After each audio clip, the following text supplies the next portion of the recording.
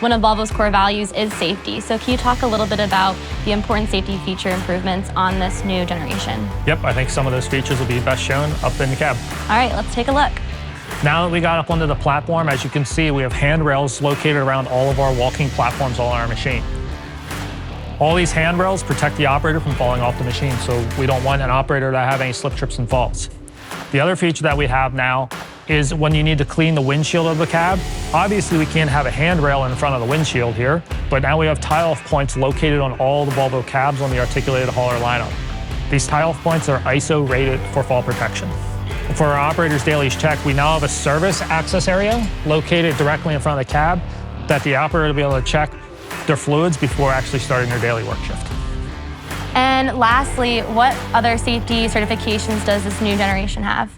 This cab also is certified for FOPS, which is falling object protection, as well as ROPS, which is rollover protection system, just like our previous generation cab was as well.